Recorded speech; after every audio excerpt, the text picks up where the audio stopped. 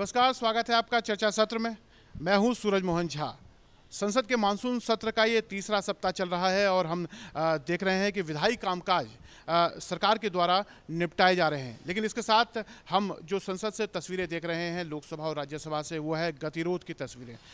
सरकारी पक्ष से सदन को चलाने की बार बार अपील की जा रही है। लोकसभा अध्यक्ष ने भी आसन से बार बार प्रश्नकाल को चलाने की अपील की है। सदन में विधायी कामकाज को चर्चाओं के साथ चलाने की अपील की है। इस बीच हमने देखा नियम 377 के तहत कुछ मामलों को सदन में उठाने की भी अनुमति मौखिक तौर पर सांसदों को दी गई। उसके बावजूद भी गतिरोध टूट नहीं रहा है और चर्चा और समन्वय की जो स्थिति है सदन में बन नहीं पा रही है। इस वजह से हम देख रहे हैं जो महत्वपूर्ण प्रश्नकाल है वो बाधित हो रहा है, शून्यकाल नहीं हो पा रहा है और विधायी कामकाज जो कि चर्चाओं के साथ होना चाहिए था वो अब तक शुरू नहीं हो पा रहा है।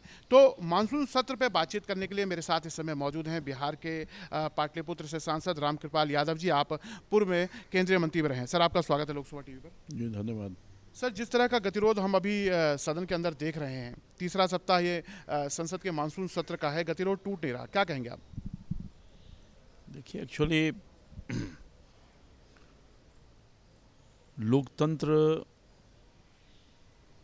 में पक्ष और विपक्ष रहता ही है, इतिहास साक्षी है। और विपक्ष अपनी बातों को रखता है और मैं समझता हूँ कि सरकार उस पर विचार भी करती है। खासतौर पर 2-3 इशू हैं जिस पर सत्तारूढ़ पार्टी के तरफ से, माननीय प्रधानमंत्री जी के तरफ से, सरकार के तरफ से सकारात्मक रुख अपनाया गया कि आप बहस कर लो और कोई भी मुद्दे का सलूशन बहस के माध्यम से ही होती है। आप अपनी बात रखना चाहते हैं और सदन में रखिए। सबसे बढ़िया फोरम है, देश का सबसे बड़ा पंचायत है और सरकार से जवाब लीजिए। सरकार जवाब नहीं देगी, देश देखेगी उसको। तो सरकार तो हर तरह से तैयार बैठी हुई है कि हम चर्चा करना चाहेंगे, जितना देर चर्चा करना चाहते हैं, जिस इशू पर करना चाहते हैं तैयार है। मगर विपक्ष चाहता ही नहीं है चर्चा करना, क्योंकि उसके पास जो मुद्दे हैं उसमें कोई दम ही नहीं है। इसलिए इंटरप्ट कर रहा है और व्यवस्था फैलाने का काम कर रहा है। लगता है कि कोई जनता सा चुना हुआ प्रतिनिधि नहीं है, लगता है कि कोई असामाजिक तत्व घुस गया है। जो व्यवहार आपने देखा सदन में, मंत्री के हाथ से पेपर फाड़ लेना, ट्विटर के माध्यम से सदन को अपमानित शब्दों का इस्तेमाल करना, ये लोकतंत्र की खूबसूरती नहीं है। लोकतंत्र तो तभी जिंदा रहेगा जब पक्ष और विपक्ष अपनी बात करे और बहस का, वो लड़ने का अखाड़ा नहीं है। वो बहस करो तो ये मुद्दा विहीन हो गए हैं। देश इन सब चीज़ों को वॉच कर रही है। बताइए, सदन में चर्चा नहीं हो रहा है, देश के गरीबों की गाढ़ी कमाई का जो पैसा है उसका किस तरह से दुरुपयोग हो रहा है। और विपक्ष में ही तो केवल सांसद नहीं है, पक्ष वाले लोग हैं। अब क्वेश्चन आवर, जिसकी चर्चा आपने की, क्वेश्चन आवर को चलने नहीं दिया जा रहा है। वो सदन का एक ऐसा माध्यम है, फोरम है कि वो सदस्य का अपना कार्यकाल होता है, समय होता है। उसमें अपने क्षेत्र की समस्या, देश की समस्या, राज्य की समस्या, उसके माध्यम से सरकार से जवाब लेते हैं। अब हम लोग जो हैं, जो चाहते हैं कि बहस हो, जो चाहते हैं कि सदन, तो हम अपनी बात कहाँ से, किस फोरम पर रखेंगे? आज ही मेरा 377 था, कर्मचारियों से जुड़ा हुआ सवाल था, हम नहीं रख सके अपनी बात को। अभी जैसा कि माननीय सांसद ने बताया कि प्रश्नकाल में वो एक महत्वपूर्ण सवाल पूछना चाह रहे थे, वो चूंकि गतिरोध की वजह से प्रश्नकाल पूरा नहीं हो सका, वो सवाल नहीं पूछ सके। ऐसे ही जो सांसद होते हैं अपने क्षेत्र से जुड़े हुए जनहित के मुद्दे सदन में रखना चाहते हैं, प्रश्नकाल के तहत सवाल पूछना चाहते हैं, शून्यकाल में मुद्दे उठाना चाहते हैं, लेकिन गतिरोध की वजह से ये सब नहीं हो पा रहा है। अभी समय हुआ एक ब्रेक के बाद आएंगे तो चर्चा सत्र में अपनी चर्चा को जारी रखेंगे।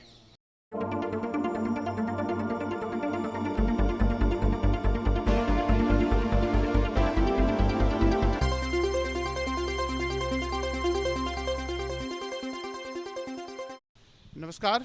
अब ब्रेक के बाद आपका स्वागत है। चर्चा सत्र में हम बात कर रहे थे संसद के मानसून सत्र में जिस तरह का गतिरोध हमें सत्ता पक्ष और विपक्ष की तरफ से देखने को मिल रहा है। इस बीच हम देख रहे हैं कि सदन को चलाने का पूरा प्रयास आसन की तरफ से किया जा रहा है और सभी पक्षों के सांसदों से अपील की जा रही है कि सदन को चलाने दिया जाए, क्योंकि प्रश्नकाल शून्यकाल एक ऐसा माध्यम होता है जहां सांसद दलगत राजनीति से ऊपर उठकर अपने संसदीय क्षेत्र या फिर सरकार की जवाबदेही तक तय कर पाते हैं। ऐसे में इस महत्वपूर्ण अधिकार से कहीं ना कहीं इस गतिरोध की वजह से सांसदों को दूर रहना पड़ रहा है। इस बीच में विधायी कामकाज को निपटाया जा रहा है, लेकिन हम देख रहे हैं गतिरोध की वजह से एक जो विस्तृत चर्चा सदन के अंदर होनी चाहिए वो नहीं हो पा रही है। बार बार संसदीय कार्य मंत्री की तरफ से भी अपील की जा रही है कि सदन को चलाने दिया जाए और जिन मुद्दों पर भी चर्चा करना चाहता है विपक्ष, उन सभी मुद्दों को सदन के अंदर उठाया जाएगा और सभी को मौका मिलेगा, क्योंकि जो सदन होता है वो चर्चा के लिए होता है, बहस के लिए होता है, समन्वय के लिए होता है। हमारे साथ चर्चा में रामकृपाल यादव जी जुड़े हुए हैं। सर, जिस तरह से ब्रेक से पहले आपने बताया कि प्रश्नकाल में आपका सवाल था, लेकिन इस गतिरोध की वजह से जो विपक्ष हंगामा कर रहा है इस वजह से आप भी वो सवाल पूछने से रह गए। एक सांसद के तौर पर जब संसद का सत्र आता है तो सांसद अपनी पूरी तैयारी के साथ प्रश्नकाल में सवाल पूछते हैं, शून्यकाल में लोकहित जनहित के मुद्दे जो हैं उन्हें उठाने होते हैं। ऐसे में जब इस तरह का गतिरोध होता है और आप लोग चूक जाते हैं उस सब करने से, तो किस तरह का महसूस होता है? अब लगता है जनता का एक सवाल उठाने का या अपनी समस्या को रखने का एक बड़ा प्लेटफॉर्म है पार्लियामेंट, और जब लगता है कि ये हमें हमारे अधिकार कोई छीन रहा है तो गुस्सा आता है, स्वाभाविक है, यानी नेचुरल मैं बात बोल रहा हूँ, गुस्सा आता है। मगर गुस्सा क्या किया जा सकता है सर? जिस तरह से स्थिति ये है कि जिस तरह से खास तौर पर कांग्रेस पार्टी का जो रवैया है वो रवैया बिल्कुल नकारात्मक है। उसके साथ जो इनके चट्टे बट्टे रामलीला मंडली के जो लोग हैं, चाहे वो टीएमसी का लोग हो या और भी अन्य कोई लोग हो, सब लोग कहीं सत्ता में भी है, यहाँ विपक्ष में है तो कहीं सत्ता में भी है। अब इसको अपने नज़रिया से देखना चाहिए। सरकार के जो देश हित में कदम उठाने हैं, कई कानून बनाने हैं, उसमें कोई बाधा पहुंचा है, अपने राज्य में चले जाइए तो कैसा लगता है आपको? तो ये व्यवहारिकता में ये लोग जिस तरह का रवैया अपनाया है, देश की जनता इसको बहुत बारीकी से देख रही है।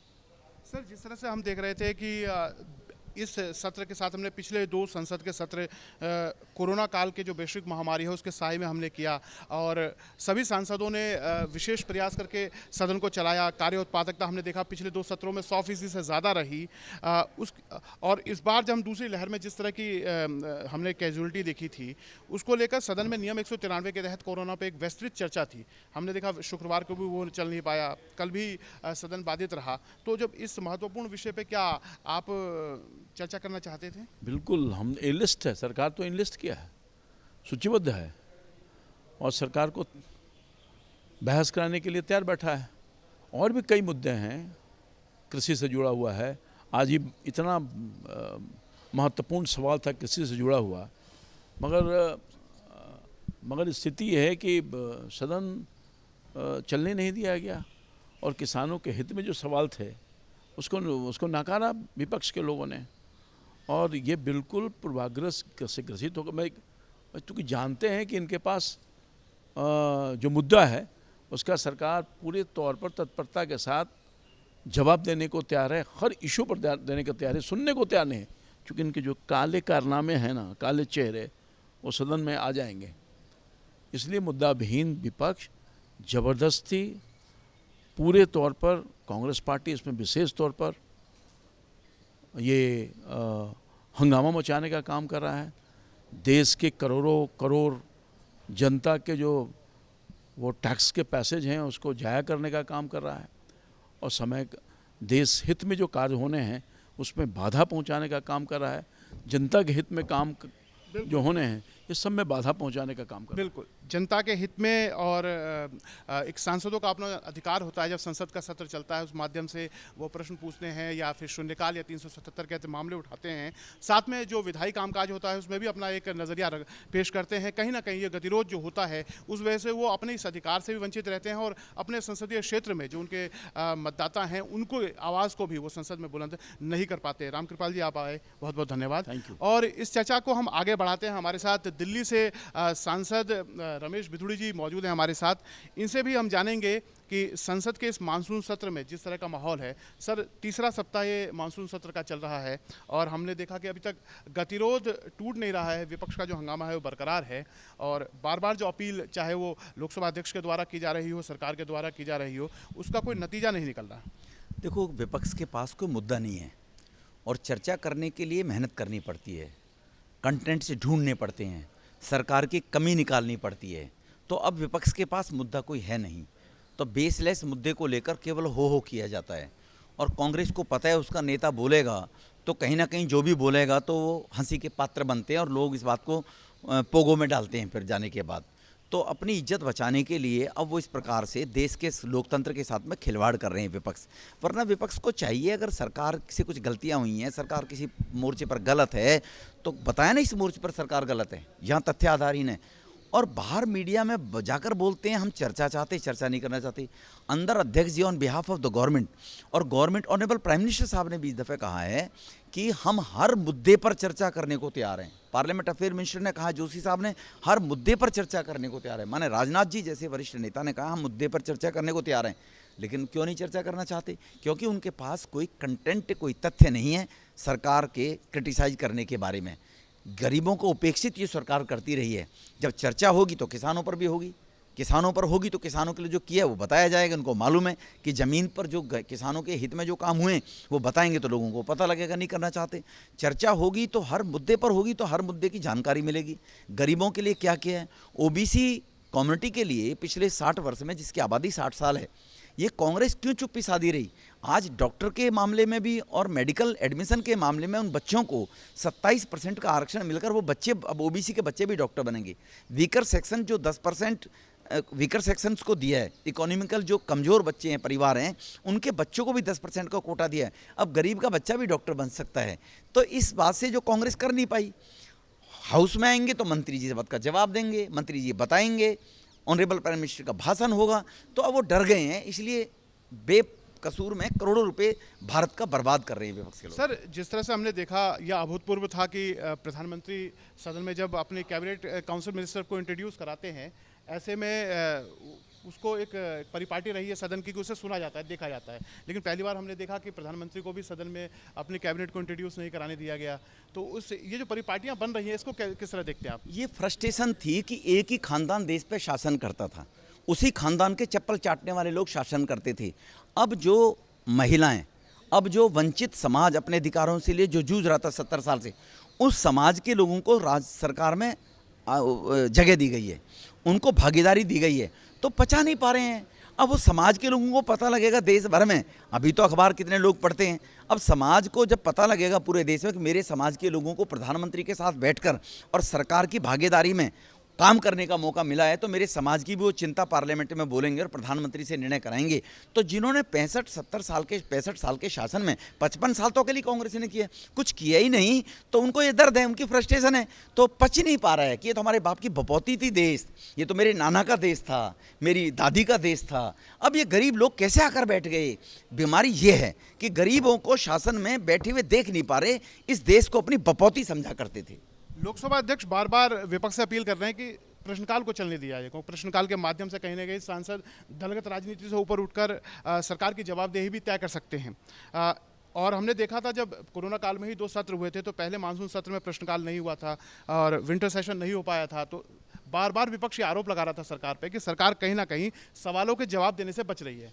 अब हम देख रहे हैं जब प्रश्नकाल को शामिल किया गया है सत्र में, उसके बावजूद भी प्रश्नकाल को भी बाधित किया जा रहा है, उसे किस तरह देखते हैं? देखो, माननीय प्रधानमंत्री जी ने कहा है ये जितना उपद्रव कर रहे हैं इनको करने दीजिए, हम किसी भी प्रकार से सीमा से बाहर नहीं जाएंगे, संवैधानिक परिपाटी का पालन करेंगे। जहाँ तक प्रश्नकाल हो या क्षेत्र की समस्याओं का सवाल हो, 377 में हो चाहे 0 ओवर में हो। अब दिल्ली के मामले को ले लीजिए, 16 लाख दिल्ली में बच्चे पढ़ते हैं, हमने 0 ओवर में लगाया, वो 11वें नंबर पे आ भी गया कि गरीब लोगों के बच्चे स्मार्टफोन नहीं खरीद सकते, ऑनलाइन नहीं पढ़ पा सकते। केजरीवाल साहब करोड़ों रुपया बर्बाद ऐड में कर रहे हैं, तो कम से कम उन गरीब 16 लाख बच्चों को जो सरकारी स्कूल में पढ़ते हैं उनको सेल फोन की व्यवस्था सरकार करे। जो बिल्डिंगों में पैसा लगता था, बिल्डिंगों के मेंटेनेंस में पैसा, ये बात हम पार्लियामेंट में उठाना चाहते थे लेकिन नहीं उठा पाए। ऐसी प्रकार से टीचरों की जो कॉन्ट्रैक्ट बेस पे टीचर, उनकी समस्या थी।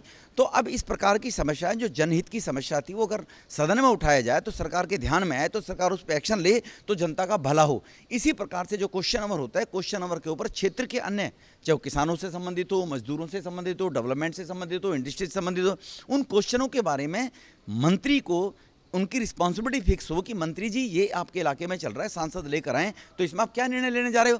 तो क्वेश्चन नंबर जो राइट है, अधिकार है संसद का, तो मैंने सोनिया गांधी जी को और उनको नोटिस भी दिया प्रिविलेज मोशन, लेकिन सरकार का बड़ा मन है, मुझे लगता है उसको सरकार ने एक्सेप्ट नहीं करवाया होगा। वरना तृणमूल के नेता संदीप बंदोपाध्याय जी को और सोनिया जी को, दोनों को इस बात का मैंने कि मेरे अधिकारों का हनन हुआ है। संविधान के तहत एक मेंबर को अधिकार है अपने क्षेत्र की समस्याओं को रखने का सदन में और सरकार से उनको पूरा कराने का, लेकिन मेरे अधिकारों का हनन कर रही है विपक्ष के कारण से। तो इस प्रकार से 500 लोकसभा के सांसद 42 और 250 राज्यसभा के सांसद, उनके अधिकारों का भी हनन हो रहा है। जिस तरह से हमने देखा था कोरोना काल के बीच में ही 2 सत्र हुए थे और कार्य उत्पादकता 100% से ज़्यादा भी रहा। कई बार ऐसा हुआ कि विपक्ष ने हंगामा किया, लेकिन उसकी भरपाई हमने देखा था आधी रात तक बैठकर सदन ने विधेयकों को पारित किया, शून्यकाल लिया गया। इस बार जिस तरह से हम देख रहे हैं कि बिल्कुल ही कामकाज नहीं हो पा रहा, विधायी कामकाज भी बगैर चर्चा के नहीं हो पा रहा। कई सांसद हमने देखा है उस पर चर्चा में शामिल होना चाहते हैं। इवन मैं यहाँ भी दर्शकों को बताना चाहता हूँ कि कांग्रेस, तृणमूल के अलावा कुछ विपक्षी दल हैं जो सदन की कार्रवाई में हिस्सा ले रहे हैं, वो शून्यकाल में भी बोलना चाहते हैं और प्रश्नकाल में भी सप्लीमेंट्री क्वेश्चंस को पूछ रहे हैं, उनको नहीं लेने दिया जा रहा। इसको किस तरह से आप देखते हैं? देखो, सभी मेंबर्स को इस प्रकार के प्रिविलेज मुझे लगता है डालने चाहिए, चाहे वो सत्ता पक्ष के हैं, चाहे वो सहयोगी दलों के नेता हैं, चाहे विपक्ष के भी कुछ राजनीतिक दल है लेकिन भाग लेना चाहते हैं सत्ता के अंदर, उनको ये डालना चाहिए। संविधान की जो धज्जियाँ उड़ाई जा रही हैं, बाबा भीमराव अंबेडकर का सीधे सीधे रूप में अपमान किया जा रहा है, जिन्होंने वो ग्रंथ बनाया था जिससे आज पूरा देश चल रहा है। ये एक तरह से बाबा भीमराव अंबेडकर जी का अपमान है कि उनके बनाए हुए संविधान को बेइज्जत सदन के अंदर किया जा रहा है। लॉ मेकिंग पार्लियामेंट है, देश के कानून बनाने वाली पार्लियामेंट में, उसका मजाक उड़ाया जा रहा है, देश की जनता का मजाक उड़ा रहा है जा रहा है कि पार्लियामेंट के अंदर तो चाट पकौड़ी जैसा तले जा रहे हैं कानून। तो जो देश के करोड़ों लोगों ने वोट दिया है, जनप्रतिनिधि चुनकर भेजा है, क्या उन्होंने वो चाट पकौड़ी तलने के लिए भेजा है क्या? तो इस प्रकार की मानसिकता के लोग जो हैं, ये सीधा सीधा देश के जनमानस का अपमान है और बाबा भीमराव अंबेडकर के उस संविधान का अपमान है जो बनाकर उन्होंने देश को चलाने के लिए दिया था आज़ादी के बाद। सर, आपने इतनी सारी चर्चाओं में रखे, एक आखिरी सवाल मैं आपसे पूछना चाहता हूं। कोरोना काल है, हमने देखा नियम 193 के तहत कोरोना पे एक चर्चा भी कार्यसूची में शामिल है। शुक्रवार को भी नहीं हुआ, अब भी सोमवार को नहीं हो पाया और आज भी हमने देखा वो नहीं हो पा रहा है, जो सीधा सीधा आम जनता से जुड़ा हुआ है। और वो सरकार से हमने देखा जब सत्र नहीं था तो विशेष सत्र की मांग कर रहे थे कि कोरोना को होना चाहिए। अब जब चर्चा ले लिया गया है तो उसे भी नहीं होने दिया जा रहा। मैंने खुद 193 के अंदर सरकार की तरफ से मैंने चर्चा में भाग लेने के लिए निवेदन किया अध्यक्ष जी से। मुझे लगता है वो भी स्वीकार्य होगा। 193 के अंदर घंटे, 2 घंटे, 3 घंटे चर्चा करते हैं ना और बताते हैं ना किसानों की क्या समस्या है, और किसानों की ये समस्या है, इसको प्रधानमंत्री इस प्रकार से इसका निवारण करवाएं कृषि मंत्री जी से। प्रधानमंत्री ना कराए तब बताए ना, लेकिन आप, मैंने कहा ना, उनके पास कोई विषय नहीं है, कंटेंट नहीं है, ढूंढने के लिए मेहनत करनी पड़ती है और शोर मचाने के लिए तो उपद्रवी सड़क पर उतरते हैं, हो करते हैं। उनको मेहनत करने की जरूरत ही नहीं है, खा के आ गए और यहाँ हो करके चले गए। और सरकार से जवाब तलब करने के लिए, कंटेंट निकालने के लिए आपको पढ़ना पड़ेगा, लाइब्रेरी में जाना पड़ेगा, लोगों से उसके फैक्ट्स लेने पड़ेंगे। तो मेहनत कौन करे? और कांग्रेस का तो नेता ही ऐसा है, उस बेचारे के बस की तो मेहनत करनी है ही नहीं, और मेहनत करेगा भी तो इस बुद्धि में इधर से वो सुनते, इस बुद्धि में इधर से वो निकल जाता है बेचारे के में। तो इसलिए कांग्रेस प्रयास इसलिए भी नहीं कर रही है, उनके पास जवाब है नहीं इस बात का। चलिए सर, आपने चर्चा में हमारे साथ शामिल हुए, धन्यवाद। बहुत बहुत धन्यवाद, थैंक यू। तो अभी हमारे साथ दिल्ली से सांसद रमेश बिदुड़ी थे, जो बता रहे थे किस तरह जो संसद का सत्र, मानसून सत्र नहीं चल पा रहा है, उस कारण से जो सांसद हैं जो प्रश्नकाल में सवाल पूछना चाहते हैं, शून्यकाल में अपने मामलों को उठाना चाहते हैं, वो उठा नहीं पा रहे हैं और विधेयकों पे जिस पे विस्तृत चर्चा चर्चा वो चाह रहे थे वो भी नहीं हो पा रहा है, तो इसको लेकर उन्होंने रोष प्रकट किया। और हम ये उम्मीद कर सकते हैं कि अभी तक मानसून सत्र का जो तीसरा सप्ताह चल रहा है, अभी तक गतिरोध बना हुआ है और कामकाज सही तरीके से नहीं हो रहा है। तो आगे अब जो बचा हुआ समय है मानसून सत्र का, उसमें कहीं ना कहीं सत्ता पक्ष और विपक्ष के बीच में एक रास्ता बनेगा और जो विधेयक हैं वो चर्चाओं के साथ पारित होंगे। साथ में नियम 193 के तहत जो कुछ महत्वपूर्ण चर्चाएं होनी हैं वो भी होंगे और प्रश्नकाल और शून्यकाल के माध्यम से सांसद अपने संसदीय क्षेत्र और लोकहित जनहित के मुद्दों को सदन के अंदर उठा पाएंगे। इस उम्मीद के साथ आज चर्चा सत्र में इतना ही। मेरी पूरी टीम को दीजिए इजाजत। नमस्कार।